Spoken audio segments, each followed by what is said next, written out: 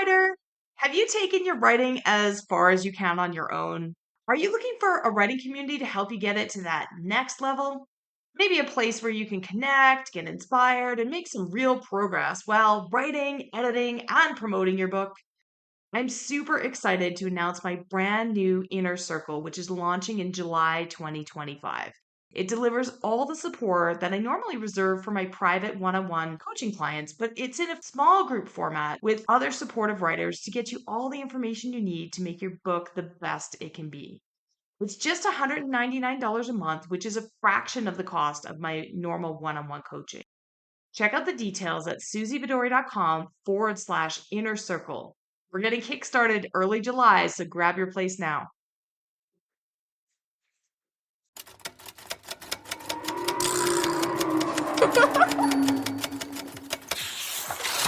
Welcome to Show Don't Tell Writing with me, Susie Bedori, where I teach you the tried and true secrets to writing fiction, nonfiction that are going to wow your readers, broken down step by step. We're going to explore writing techniques. I'm going to show you a glimpse behind the scenes of successful writers' careers that you wouldn't have access to otherwise.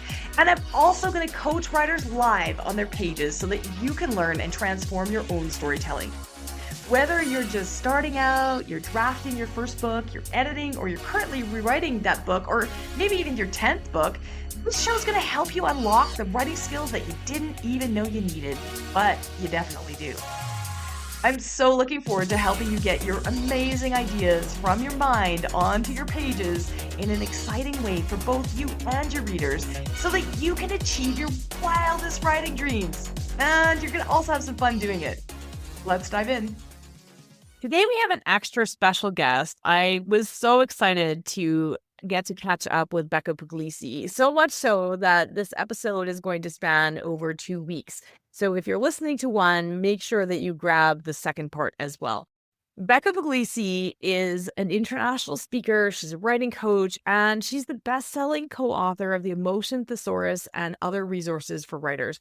The Emotion Thesaurus and its sequels has like 10 different things in it. You probably have, if you've been writing for a long time, you probably already have this on your shelf, so you'll know that she knows her stuff. Her books have sold over 1 million copies to date, and they're available in multiple languages. They're sourced by U.S. universities and are used by novelists. They're used by screenwriters, editors, psychologists around the world. We talk about all of those things in today's podcast and in both parts. She is passionate about learning and sharing her knowledge with others through her Writers Helping Writers blog and on One Stop for Writers. We're going to talk about all those amazing resources in these episodes. One Stop for Writers is a powerhouse online resource for authors that's home to the character builder and the storyteller's roadmap tools. So you're not going to want to miss this one. We talk all about show don't tell, of course, my favorite topic, and also you can figure out how these tools all came about, what her methodology is, and how she teaches writing, and where you can get them for yourself. Welcome, Becca. It's so good to have you on this podcast. It's been a while. I know. I'm super excited. It's one of those things where it's been about a year since I launched the Show Don't Tell podcast. I'm like, I gotta get Becca. And I know your schedule is just crazy, right? And you were just talking before we started recording about the summer and the travel and all the things and life, right? It is always, it's just a ridiculous mantra that Angela keeps saying, like, when things settle down, when things get more reasonable, then it just keeps going. I live really close to Angela, and we are yet to. I did see her cross paths long enough to hug. That was good, but it was literally like a 10-minute thing where she was being pulled in one direction, and so. But no, it's great to have you on the podcast. We are here. It is such a good fit between your community, my community. We work with writers of all levels and just leveling up and helping them crack this nut of show don't tell. Your books, honestly, are the main, I recommend them the most to all the writers that I work with all the time. The Emotion Thesaurus and all of its sequels. And I just wanted to share with our listeners how this all came about, because your story is absolutely fascinating to me. What made you and Angela come up with these really cool writers tools? And then we're going to talk about what they are and how they work and all that. What happened? It is a really cool story. Angela and I was living in Florida. She's living in Alberta. So like very far away. Ended up on the same critique site, critiquecircle.com, found each other amid like 10,000 writers and just fell in love with each other's writing and became critique partners. And as we were critiquing each other's work and really growing in the very early stages of being writers ourselves, we noticed that our characters were always doing the same things. Like my characters were always shuffling their feet and shrugging their shoulders, and hers were doing other things to express certain emotions. And we just were frustrated because we're like, surely there are other ways to show, these emotions, but we didn't know what they were. So we started making these lists of, okay, here's fear, here's the things that people do when they're afraid, or the things their face does, or whatever, just to have like extra options. And we shared them with the other people in our critique group. And we learned that like everybody has this problem. At some point in their journey, they are stuck with not knowing how to show a character's emotion. It's just the same things over and over.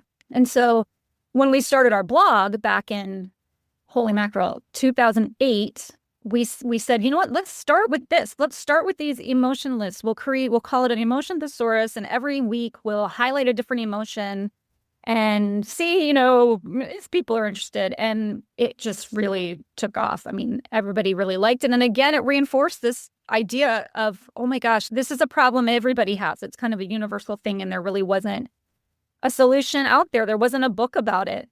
And after a while, people started saying, you have to make a book. I need this in a book. And so we were like, okay, we don't know anything about that, but okay, we'll self-publish a book. I remember I had a 2 and a 3-year-old at home at the time when I was trying to edit the Emotion Thesaurus, and one of them was sticking a thermometer in my mouth and the other one was taking my blood pressure, with the little toys that they were using. Oh, God. I'm trying to edit, it was chaos, but that's how it actually got started. I mean, it started just from us writing ourselves and seeing a need for our own writing, and then recognizing that it's a need that pretty much everybody has and finding a solution for it with the Emotion Thesaurus. When you talk about it being a universal problem, I mean, our listeners are going to be nodding their heads along the way, because at every point, every book that I write, I fall on these little crutches. And sometimes my alpha readers are the best at pointing it out, because I'll send them some stuff and not worry too much, right? And they'll be like, why is everybody's eyes moving all the time? And all you're commenting is their eyes or whatever. And I mean, I even know better and all of those things, but we have these crutches, and they're things that we insert, like you said, shrugging the shoulders. And if you are aware of that one, you're going to come up with something else and use that over and over and over again. So yeah, and it was interesting because I was aware, I mean, Angela and I go to a lot of the same conferences. We live very near to one another. And so I was aware that this was happening at the time, and I was like, yeah, but I can come up with these things. And then I didn't realize how useful it was going to be. And then when I was speaking with one of my colleagues who is now a New York Times bestseller and all the things, and she was like, oh my gosh, the Emotion Thesaurus just because I'm like, how do you write so fast? She's like, well, I got my Emotion Thesaurus right in my right hand with all its tabs. And I'm like, just drops through that thing. And I was like, well, if she's using it, because one of the things that I love, when I was looking at the questions, one of the things was, is it cheating to use this on your website? And it's one of those things that comes up all the time. Like, I don't need somebody else to come up with things for me. And so you have to address that, because no, of course it isn't. Right? Well, right. What do you say to that? There's kind of a common misconception when we look at our reviews, which, is a little scary. Yeah, look at your reviews. I know. Most of the people who are unhappy with the book, it's because it doesn't have the emotions that they wanted. Because, I mean, it's not all inclusive. We try to do the best we can, but we have to, limit the size of the book. But there's also people who are like, this is too formulaic, and you're just now creating a list that now people are going to be using that are going to become repetitive, just like the crutches that people use subconsciously with their writing. And really, it's not meant to be a copy and paste resource. It's meant to provide a brainstorming opportunity to just see what other options there are. And we always tell writers to tailor the things in the entry to fit their character. Because even though those are things that are universally recognized, as cues for, call it sadness, everybody expresses sadness in their own unique way. And when you can figure out, okay, the crying, maybe I'll use crying, but I'm gonna show it the way that works for my character and that makes sense for my character and their personality. That's the key, is to not, again, just take stuff and plunk it right into your story. It's to get ideas and personalize them to your character so they make sense for your character. Yeah, absolutely. I love that. And because I work with so many, I work with hundreds of writers every single year. And one of the things, I wonder if you've heard this before, you probably have. One of the things is I work with a lot of writers from different cultures and from different backgrounds. And so sometimes they're like, oh my gosh, that is not what we do that is not how we cry. That is not how, whatever it is. And so, yeah, that's one of those places where the basics are there, but absolutely adapt it. This is not meant to be prescriptive, like you must do it this way. There's only one size fits all. Of course not. But I love saying this to my writers when I'm editing as well. I will often provide, especially around show don't tell, I'll often provide examples. It's just my natural way to brainstorm, right? And so I'll often be like, hey, what if she did this? And I have to be brave. As an editor, I have to sometimes be brave. No idea what their characters would actually do in that situation. I'll make something up anyway, right? And so I make up something with magic or with mushrooms or with who the hell knows. And I put something down and I like to say to them, well, okay, if you love it and you love what I wrote and it totally fits, then great, love it, it's yours. Like as your editor, anything that I contribute, you can have. Like, that's fine. You don't have to recreate that. But if you hate it and you're like, Susie, you're totally out to lunch, sometimes that's better because you're like, oh my gosh, my character would never do that. And I'm like, I don't know that because you didn't give me enough information to be able to guess. And so if I got this totally backwards and completely wrong, then that's an indication that you haven't done a really great job of letting me get to know your character, and you should maybe fix that. Well, yeah, for sure. Thesaurus entries I find are the same thing. They're sort of prompts, right? And make them your own, make them creative. Certainly don't regurgitate what everybody, I don't find, because every writer, we'll get into this in a minute. You guys have sold over 1 million copies of these thesauruses. And they're winning. Well, that is insane. I love that there's 1 million writers out there, or at least 1 million divided by 8, if they're all each buying all of the 8. There's 8 books, I think. Whatever that is, 1 million divided by 8. I should be able to do that math. But yeah, in my former career, that would have been second nature, but being a book coach, math isn't as important. But yeah, there's so many things out there that you can riff on, but they're just for ideas. Yeah. One of the other things that's really cool about using this thesaurus, and what's the plural for thesaurus? Is it thesauruses? I just Thesauri. say thesauruses. Thesaurus sounds really pretentious to me. It's not a word I'm just going to use, so.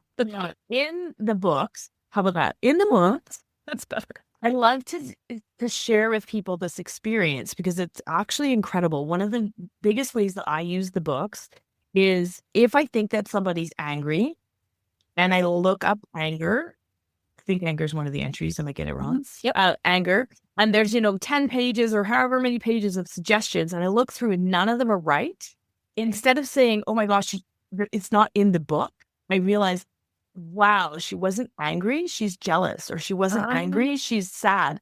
And one of the things that we do as writers is it's lazy, right? To name emotions is kind of lazy. And there's lots of reasons to do that. And we get into that lots of other episodes, why we don't want to name emotions. There's an actual physical reason or a chemical reason in readers' brains why you don't want to do that. Mm-hmm. But yeah, I find that absolutely fascinating because we're kind of much in the way, if you say your character is angry on the page, the reader doesn't engage. It's happening when you're a writer as well. Oh, my character's angry. Then when you look at all those bodily functions and all those responses, you realize that was wrong. It wasn't the right emotion. Yeah. That happens to me all the time. I love hearing how people use the books in so many different ways that we had never anticipated. It would never have occurred to me to use it as a check. Do I have the right emotion?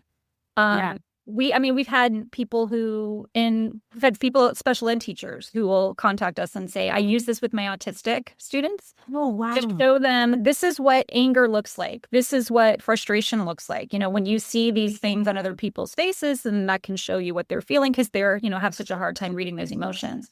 So that's a really interesting way to, check your own writing, make sure that you're describing the right thing.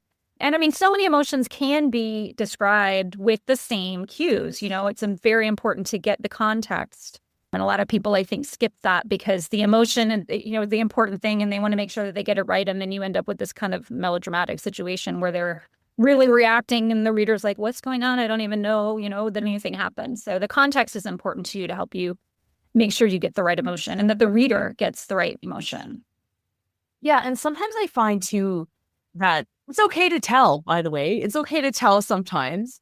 Sometimes you can do both, right? Because she was shaking. She was shaking with fear. She was shaking with anger. She was shaking with jealousy. She was shaking with rage. She was shaking with, I don't know what, lots of different things. Yeah. Excitement, sure. Those are all different. And so sometimes we end up using both.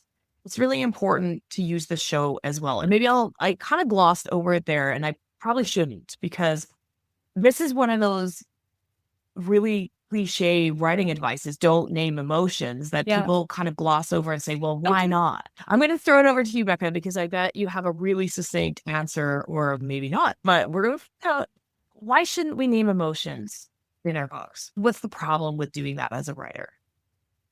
When you name an emotion, you basically are explaining it. You're telling it to the reader. And telling, as I'm sure everybody who listens to your show knows, is that telling is taking the reader out of the character's experience and putting them at a distance. Instead of like walking through and figuring things out with the character and feeling the emotions with them, they're put back and you're just talking to them. You're explaining things to them. So they're taken out of an active role in the story and they become a viewer of the story. And so it creates this distance so that they're not immersed in the character's journey. And that's the biggest problem with telling. So when we tell people, or we tell readers, he was angry, instead of letting them see the anger developing and hear it in their voice and recognize with those physical cues, the vocal cues, even the internal cues, readers have felt that before. And when they see it happening, like in real time on the page, it creates like this emotional memory almost of times when they have felt that emotion. It may not be the same situation, but they have felt the same emotion. And it creates that connection between the reader and the character as they feel for them. They've been in that situation. They know that it's uncomfortable, if something bad may be coming or whatever it is. And so that's why we almost always, I'm guilty of saying, never ever tell an emotion. If you have the emotional word, then you have told the emotion, you need to change it. And I think that's not always the case now, but I would say most of the time it's better to show. I think that when we tell an emotion, it should be a careful thing that you have considered. It's the exception or for thing, emphasis, not just the way that it's easiest to write. So that for me is why showing emotion instead of telling it is super important, is because it keeps the reader really close and in the character's experience, keeps them immersed in the story. Yeah, I mean, you're speaking my language, Becca. You know me, I could geek out about this topic all day long, but I love hearing other people explain it and I would just add to that. I mean, there's lots of studies and all about the brain science and readers and how do we affect the reader. And so I love what you said about it brings them into the experience and kind of cues them to remember a time when they were there.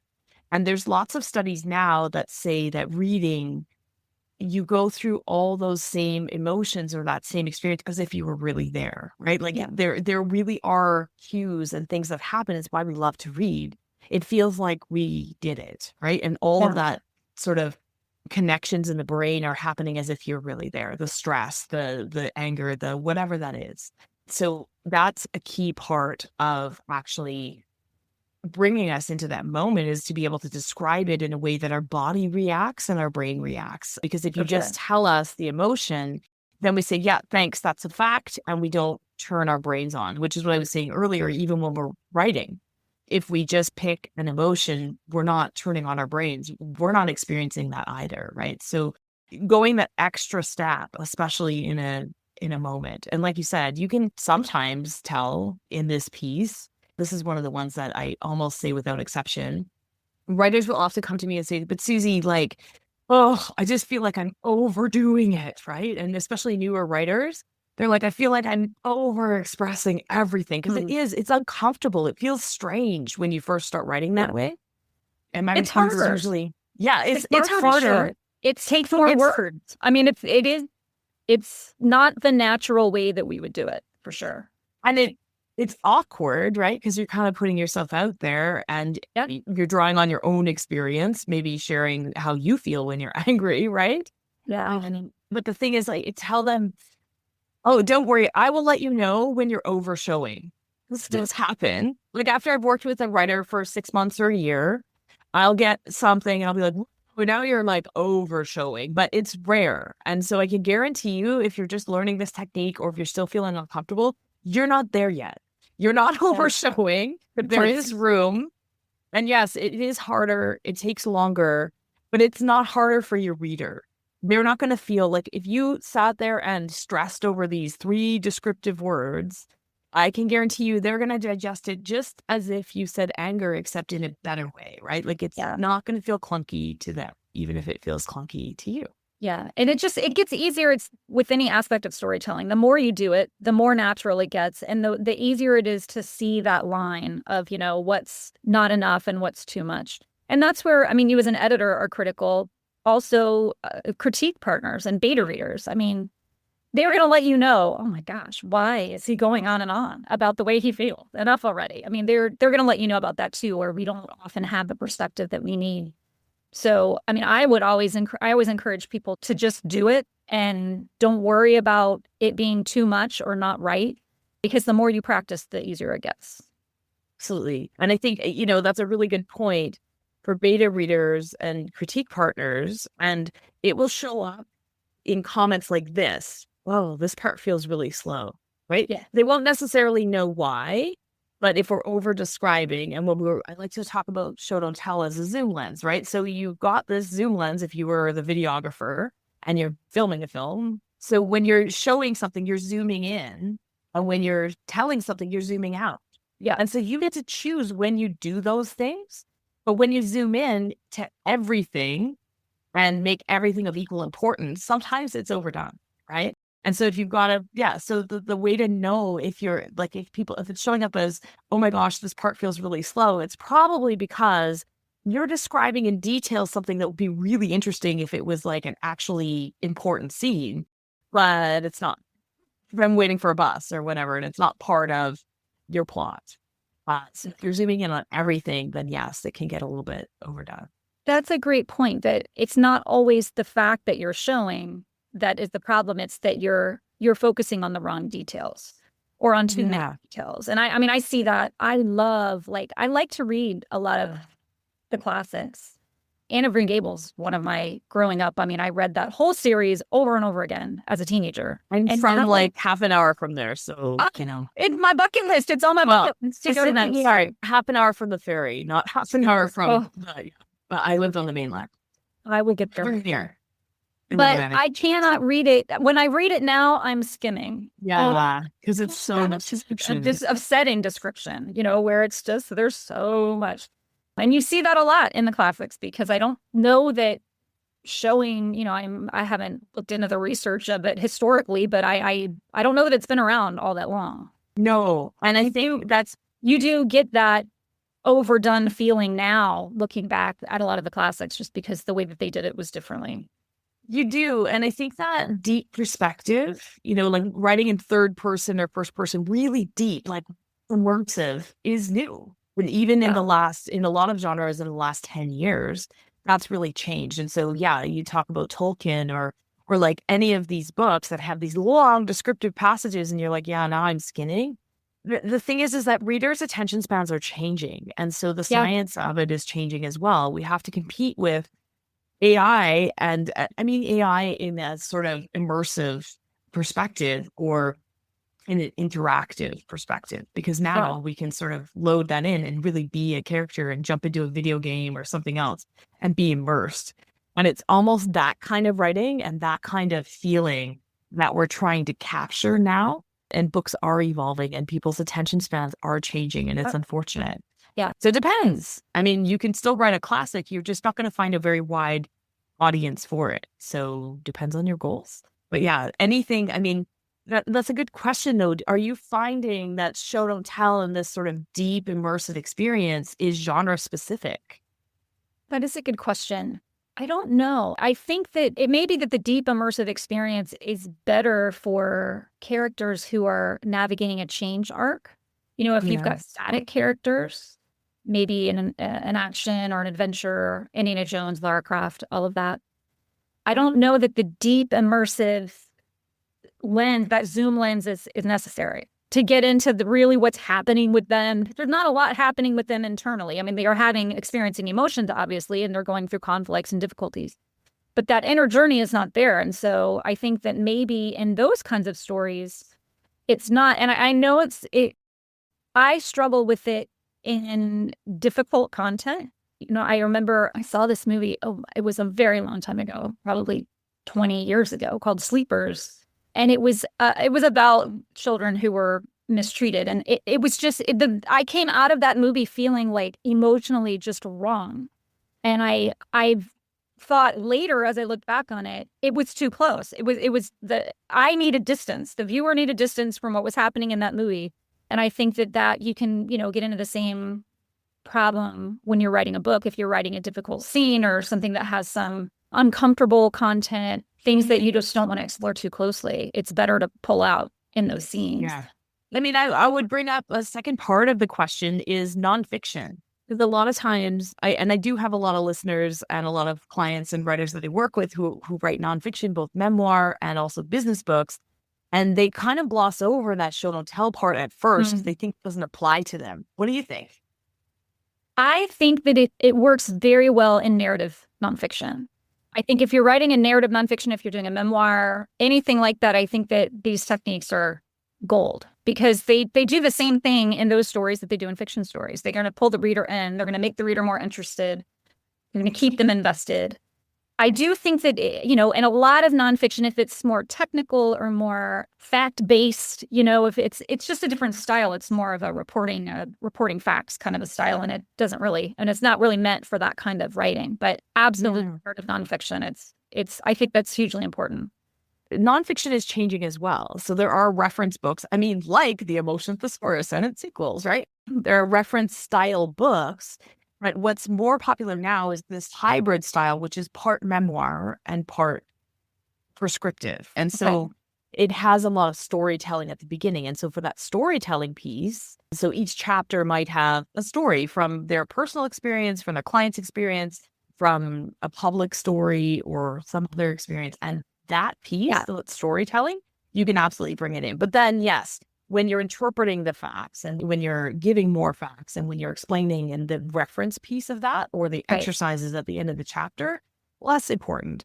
The storytelling, absolutely. Because again, it's changing, right? We as writers, we will look for reference books and things like that. But if you were a general population looking for a book, a self-help book on how to feel better or something else, we need that storytelling element to pull us through that whole book. It's a completely different experience. We're not going to open up a psychology reference book and be like, okay, here's the 10 things I can do, right? Like that's not how we consume books anymore. So anyways, it does have a place, I think.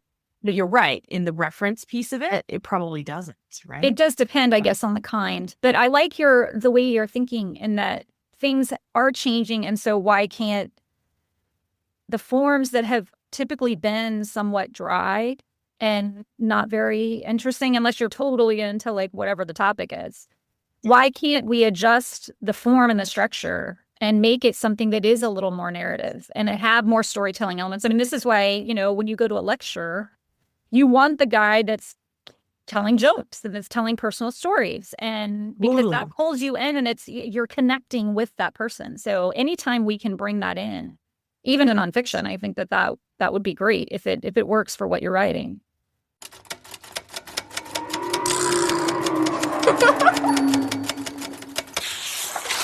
Thanks for for tuning in to Show Don't Tell Writing with me, Susie Vidori. Help me continue to bring you the straight goods for that book you're writing or planning to write.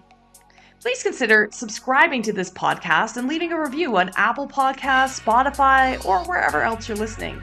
Also visit susievidori.com/newsletter to hop on my weekly Inspired Writing newsletter list, where you'll stay inspired and be the first to know about upcoming training, events, and writing courses that happen in my community. If you're feeling brave, check the show notes and send us a page of your writing that isn't quite where you want it to be yet for our Show Don't Tell page review episodes. Remember, that book and your writing is going to open doors that you haven't even thought of yet, and I can't wait to help you make it the absolute best. If you're feeling called to write that book, keep going, and I'm going to be right here cheering you on. See you again next week.